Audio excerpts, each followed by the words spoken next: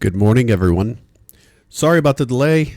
Um, Unfortunately, YouTube changed the process of triggering these videos again. I didn't know, and so I was talking to myself for the last 5 minutes, so I'll start over. Thanks for joining me again. I'm back from a week's vacation, the annual summer sabbatical, and went to many places and saw many things. Very happy.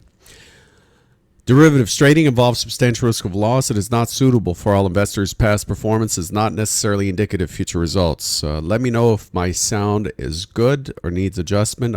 Didn't have a chance to test it this morning. Looking at the markets, gold is the laggard this morning, down $10, followed by the DAX and crude. Crude is down 0.41%. DAX is down almost 0.5%. The leader this morning is the euro. The euro is up 175 pips. And the British pound's up 12 pips, and everything else is just slightly below zero. Really a mixed market this morning after a week that looked like an eye roller.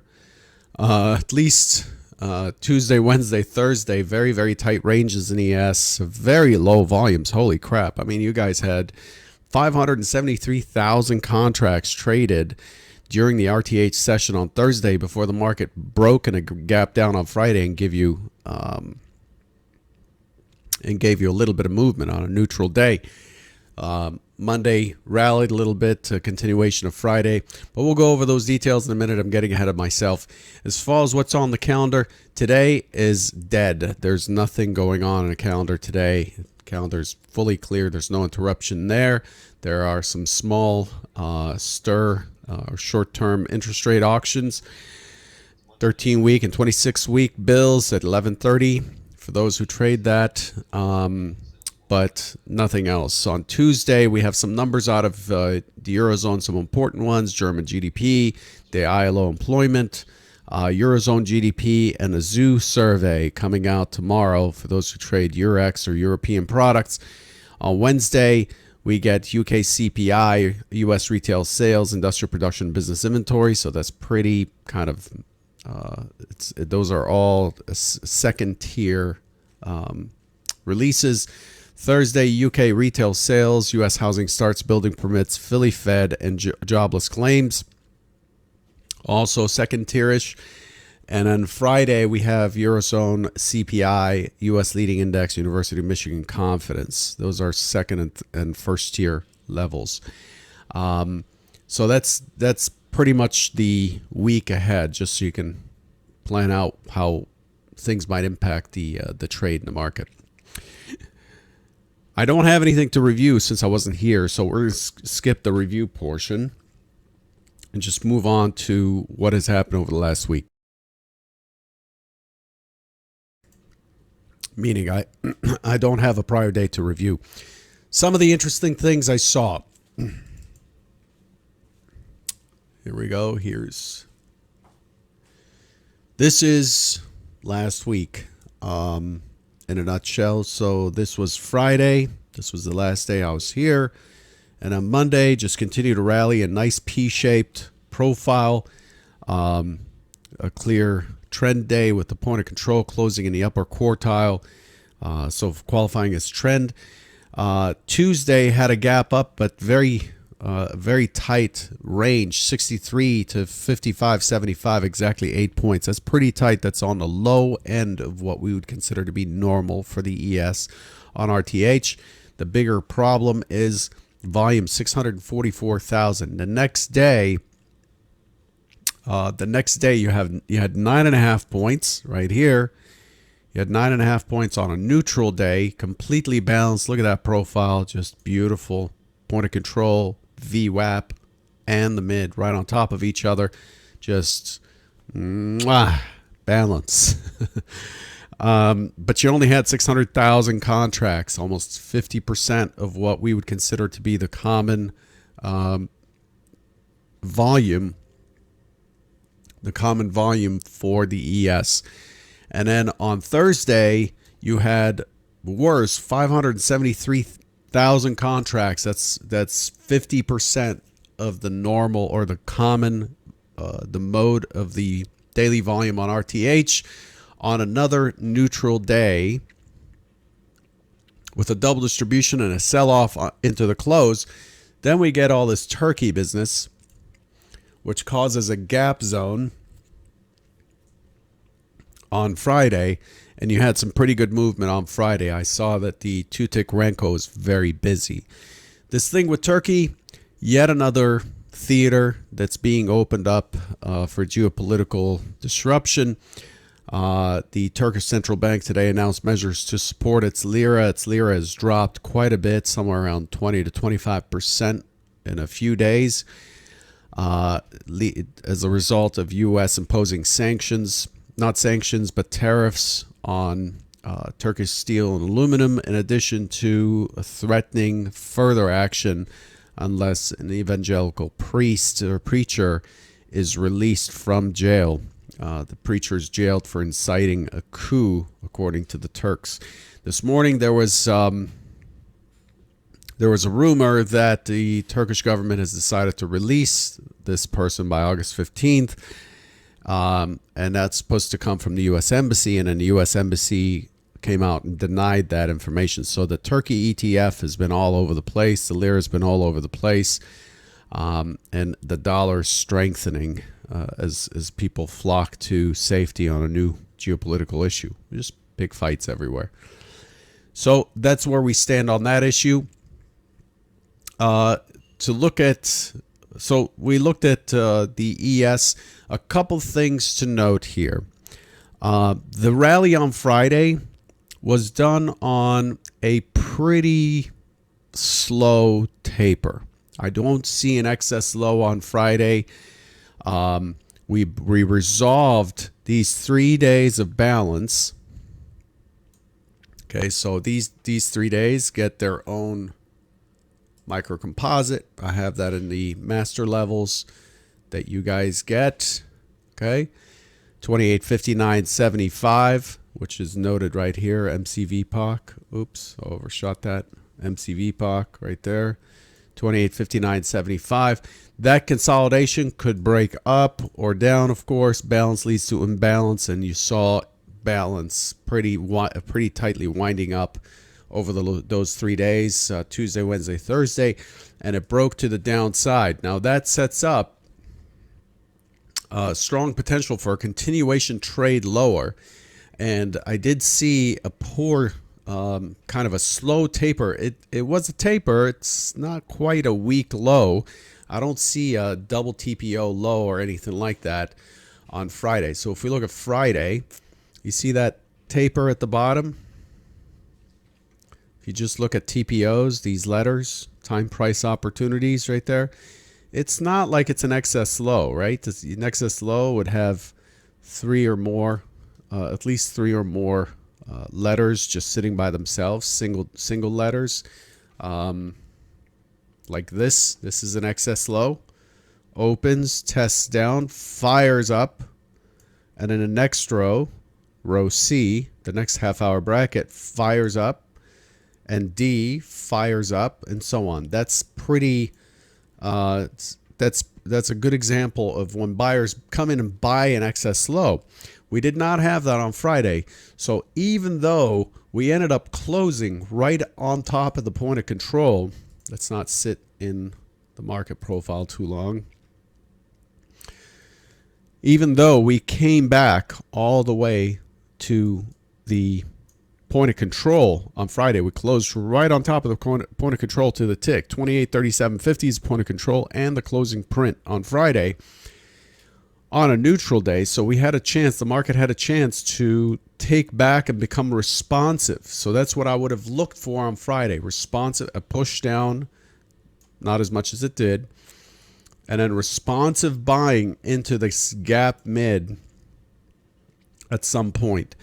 And it failed to do that. And as soon as it failed to do that, it started to move towards these lows, these wicks right here. You have sellers coming in pretty strong and then they took it all the way down to the next area down. Remember, 28.27 is really important in this area. So is 28.18. So we went to 28.27, pushed through by 4 ticks, and then we rallied back up. Really strong volume on that rally right there, this white bar. And then we ended up holding back. So what we have on Friday is a neutral, normal neutral day, where we test up, test down, we extended down farther than we extended up, but we finished in the middle, which actually has some bullish connotations. The way it closed after the gap, but the taper on Friday is very, very slow. We had some pretty good volume, 11,000, 9,000, 6,000, 2,300 on the way down. It wasn't like something that just went very sharp at the low. It's more like this kind of low. Now, does the shape matter and so forth? All that's telling us, by the way, there isn't any voodoo, black magic, or anything about the shape at the bottom. All that's telling us is how much interest there was in those lower prices. That's it.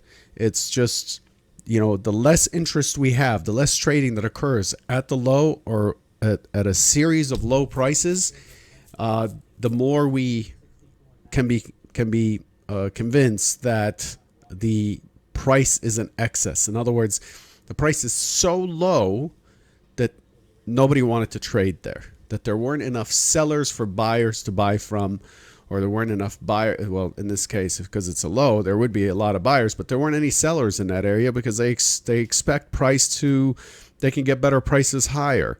So why sell down there? So they don't participate. In this case, there were sellers all the way through. They tapered off, but there were sellers all the way through. So it'll be interesting to see what it does today. My expectation, given the way things are set up, is that today is likely to be a snooze fest, but we'll see. I don't want to prejudice the market. Here's what happened overnight. We extended that low down as we would expect. So we open, got a little bit of news, and we extend the move down. We extend it lower into 20.5, pull back through, push through the mid, higher low, and then we extend back up, and we are right back. We went right back to Friday's close and point of control before selling off this morning. So what this market is saying is, in the Globex session, we've poked lower, we found buyers, we tried again, buyers came in at higher prices, and we continued higher, and we are back in balance with Friday. So not much to glean from the overnight. The profile is a double distribution. It seems like we're done to the downside momentarily. The other thing I wanted to shift, which is contradicting what I just said about the low, is that the high up here is actually pretty weak as well. So as we push through here, we've put in these highs with lower lows by a tick or two. We've tested that high again and again and again and again. It looks to me like once we get through the gap mid, we get above 28.50 or so, this high is dead in the water, most likely. The last week's high, which was 28.63.75, is noted in the master levels. So we got to look for, what do we have to look for today? Do we go into the gap? Okay, that's important. If we go into the gap, do we stay in the gap and continue to fill? How do we treat 28.47.75, the gap mid? And if we fall off, then we're likely to see the point of control again. If we don't, then we're likely to test this the lows we left behind in the 52-53 area. And if we push through, then we're aiming for 28.59.75 and new highs. Okay, this is a clear, if we push back up into these 3 days, that's a clear sign that buyers are still shopping for bargains and the bull trend is still strong. Daytime framing up has ended with Friday. It actually ended before that. It ended it ended Wednesday as we started to put in lower lows and lower highs. We continued on Friday. So today, really, we have to monitor the gap and this low. It's just basic price action type stuff for this morning. Okay. As far as, if we move out of this area, what are we looking at? Now, we ran through this area pretty good 2 weeks ago. Friday and also Friday of 2 weeks ago and Monday of last week. And then we had another trend day, the Thursday. So this entire range right here, until we get to the rest period, this entire range right here is weakish. So as it starts to push lower, there's just in terms of most recent structure, there's not much there. This could push right through and bring us back into the 2807 area, 2810, somewhere in that zone. You could probably throw a fib on here and find what 62% is for a target. But that's where we stand. What are we looking for today?